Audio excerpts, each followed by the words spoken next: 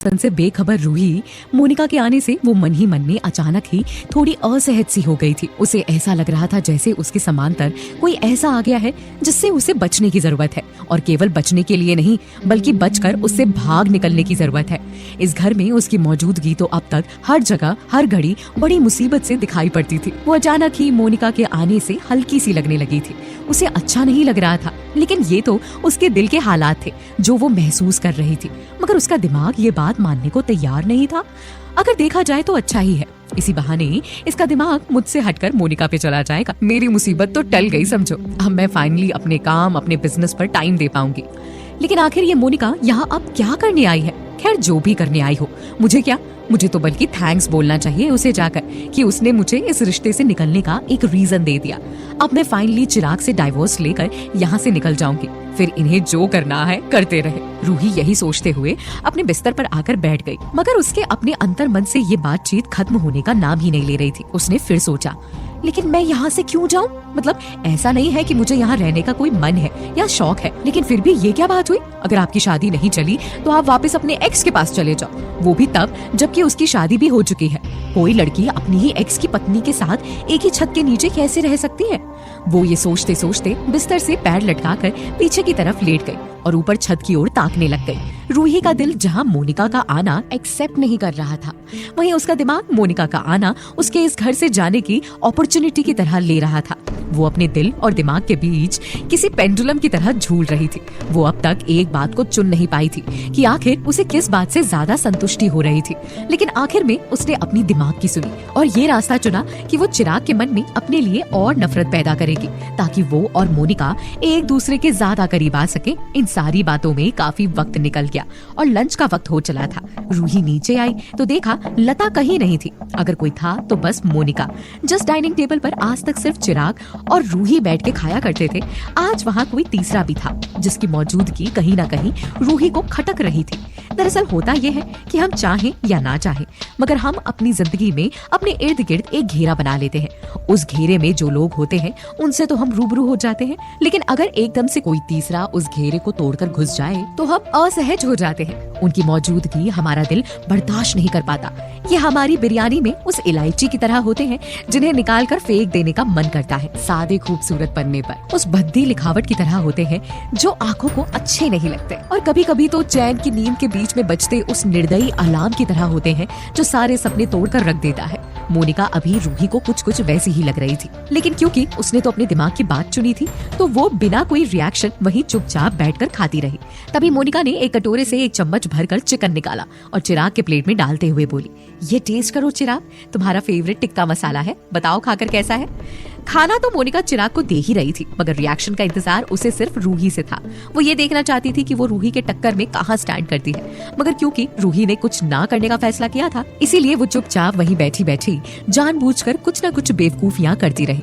रूही की ये हरकत देखकर मोनिका एकदम तसल्ली में चली गई। मैं बेकार में इसका सोच रही हूँ, अकल नाम की चीज तो इसमें मिसिंग है। ये क्या समझ पाएगी कि मैं क्या कर रही हूँ क्या नहीं कर रही हूँ। मुझे लगता है मुझे अब इस पर से ध्यान हटा के सिर्फ चिराग की तरफ ध्यान देना चाहिए। जो होना है वही से होगा। एक बार उसके दिल में जगह बना ली तो इस घर में जगह बनाने से मुझे कोई नहीं रोक सकता।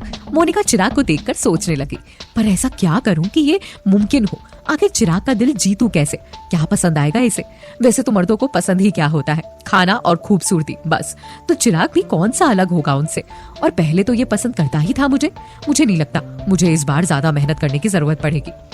चिराग को रिझाने के साथ साथ सोने पे सुहागा तो ये हो जाता कि अगर रूही को और नीचा दिखाया जाता।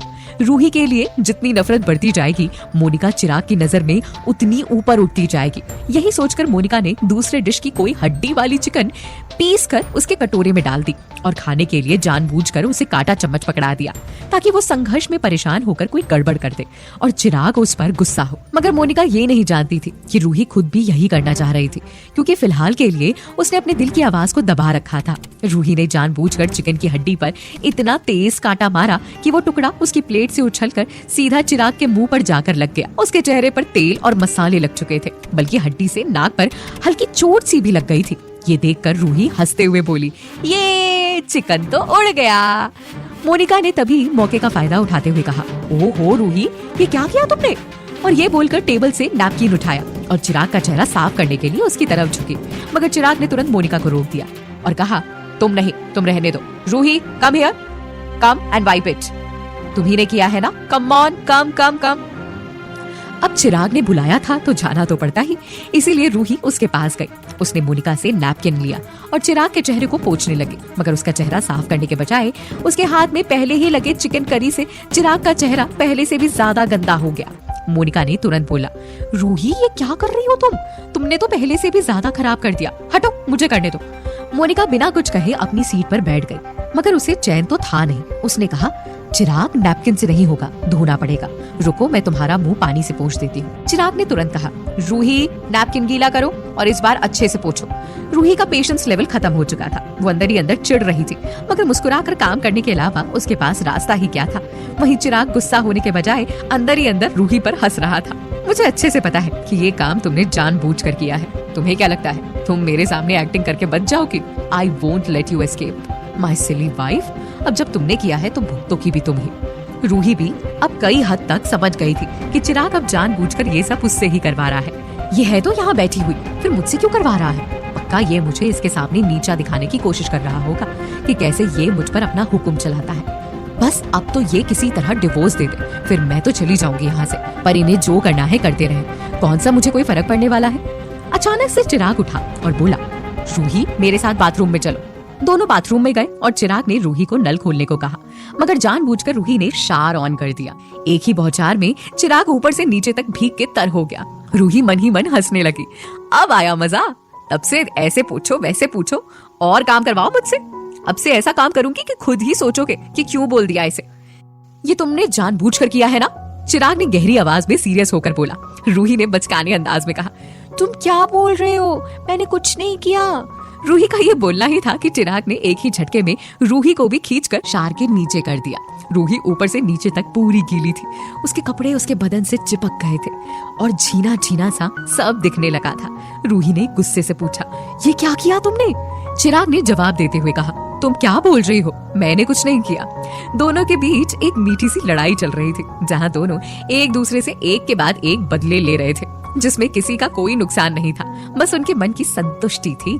चिराग के ऐसा करने से रूही एकदम गुस्सा हो गई और चिराग को आंखें दिखाकर बोली, तुम ही ने किया है, मुझे पता है क्यों। चिराग ने मन में सोचा, वाह सब कुछ पता है इसे, लेकिन फिर भी खुद को पागल कहती है। हाँ, अपनी बात बोलते ही रूही को ध्यान आया कि वो तो पागल होने की एक्टिंग कर रही है, तो तुरंत लहजा बदल कर बोली, बिल्कुल बैड बॉय हो तुम, bad boy bad boy bad boy. Chirag Ruhi की ये एक्टिंग देखने में बिल्कुल भी अब और इंटरेस्टेड नहीं था, इसीलिए उसने रूही का हाथ पकड़कर वॉशरूम से निकाल दिया। रूही वैसे ही गीले कपड़ों में उसे गुस्से से देखती रही और चिराग एक हॉट शावर लेने लगा। रूही गुस्से में वहां से निकलकर अपने वार्डरोब तक खुद ही बड़बड़ाते हुए आने लगी। साइको कहेगा, पता नहीं कब क्या कर बैठे, मुझे तो कुछ समझ में ही नहीं आता इसका, बिल्कुल पागल है। रूही ने बदन पोंछकर सूखे कपड़े पहन लिए। तब तक चिराग भी कमरे में आ चुका था। उसने नीचे सिर्फ सफेद तौलिया लपेट रखा था और ऊपर का बदन खुला और अब भी हल्का गीला था। पानी की बूंदें अब भी उसकी छाती पर आराम से बैठी हुई थी और आंखों पर काला चश्मा था। बाल से भी पानी टपक टपक कर नीचे जमीन पर गिर रहा था। रूही का ध्यान ना चाहते हुए बार बार चिराग पर ही जा रहा था और ये बात चिराग भी अच्छे से समझ रहा था।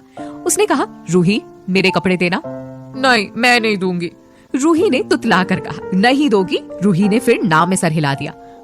तो मतलब आज तुम रात को डेजी के साथ सोगी? चिराग का इतना कहना ही था कि रूही सीधा रोने बैठ गई और रोते रोते बोली, मुझे डर लग रहा है, प्लीज मुझे उसके साथ मत सुलाओ। और तुरंत ही और तेज तेज रोना शुरू कर दिया। चिराग तो सोच रहा था कि रूही डर के मारे किसी कोने में घुस जाएगी, इधर उधर भागने लगेगी। उसने यही तमाशा देखने के लिए रूही को ये बोला था।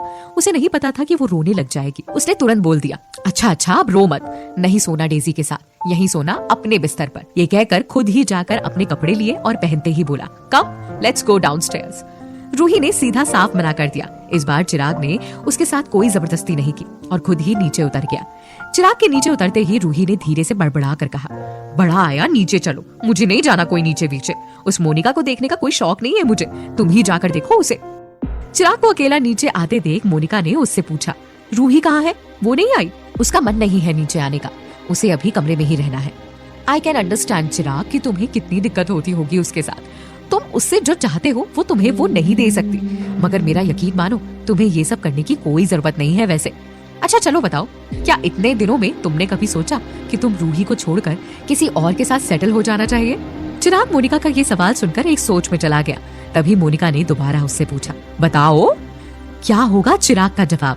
क्या मोनिका चिराग के मन में अपनी जगह बनाने में कामयाब हो पाएगी? आप लोगों को क्या लगता है, क्या होंगे इन सभी सवालों के जवाब?